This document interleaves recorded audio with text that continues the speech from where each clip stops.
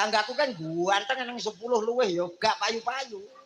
Kuwi mergo wong gak nekat lho ngono lho. Lah syaratnya nek pengen ndang rabi piye? Lho nek aja wedi ora duwe apa-apa aja wedi tanggoku langsung nikah bar nikah apa-apa saiki duwe. Alhamdulillah. Sik ngene iki berarti aku padha karo ngangsu kawruh nyecep ilmu sadurunge aku sok rabi ning Mas Komet sik. Lho iya no ki sana. Wah, modelnya kayak tagak mik ngono Kak. Lho diakui maupun tidak kiril. Piye? Omah-omah piye? Saya sudah mempunyai 2 anak.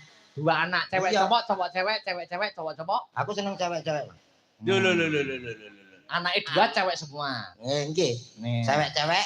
Nek cowok-cowok aku gak pati seneng, Mas. Ya ora kaya cowok nggih Mas Akbar nggih. Nggih no cowok. Anak lanang kuwi disekolahno dadi sarjana seni contone Mas Akbar. Nyatane saiki ya terkenal nyambut gawe ya penak. Ning wedok iki luwih gemati. Gemati wong lanang, Met. Aku gak seneng wong lanang ki angel disapih ya angel. Sik to, ning ndi iki gemati wong lanang. Nah. Angger pernikahan iki mas kawine saka wong lanang lho. Wong lanang. Sing keragati wong lanang lho. Iya. Ning masalahe ora kuwi. Masalahnya apa? Nyapih ki lho, lak bayi lanang karo bayi wedok kuwi angel bayi lanang, Mas. Mula ngrepotno ibuke. Ngono lho. Alah, kowe iki alasanmu apa kok iso angel wong lanang lho? Angel lah bayi wedok nek golek ndok tembean disuwuk dadi wis ora mik meneh. Selawase wis ora mik. Ora mik. Nek lanang. Lanang lu kaduk wah aku sik iya.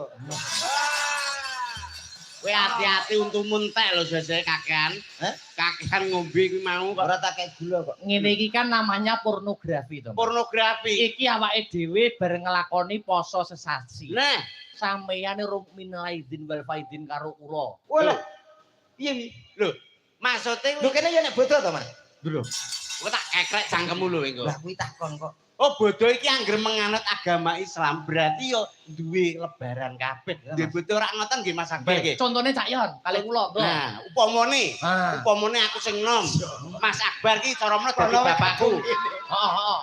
Kono kadung. Lah iya didelok carane, ditingali sing apik. Oh iya. Wong nom ki kudu ngaturke lungkut. Unggah subacita. Dicontone Contone sing apik kok ora ngingetno. Rumangsane kok Wong aku sing dadi sing nom. Iya. Mas Akbar dadi bapakku cara meneh. Oh. Mbahku lah mbahku. Iya, Mbah. Ngono ki paling ora langsung ditandak jelek lungguh sing apik. Dadak. Aduh, Ah, syukur tiban wong gunung. lagi bodoh kok wis nyicil gawe dosa lho.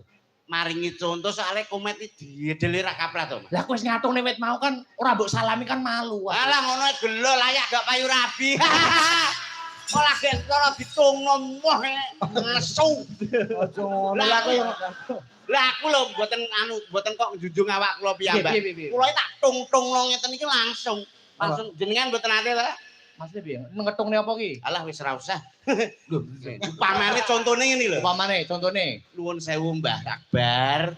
Kowe jombah to Mas ngono. Oh nggih Mas kula nggih. Iya. Nggih nyuwun pangapunten Mas Akbar. Nggih. Sarane menika dinten lebaran kula nyuwun pangapunten sedaya kalepatan kula Mas Akbar. Nggih, kula ugi Cak Yon. Nggih. Mbok menawi wonten lepat, luput, nggih to? Nggih. Tembung sak kecap, tindak sak pecak menawi wonten klentak-klentune ngatur, kula nyuwun samudraning pangaksami Nggih. wonten ing dinten fitri. Nggih. Lho, ngono lho carane. sak nom-nom sik ki apa enek ngono kuwi. Sak nggonku iki gengset ki ora pelumpuk bocah kelas 5 kelas 6 ki. Terus gerape njaluk minal aidin wal faidin gone tangga-tangga ki ya. Ya. Omahe tingkat.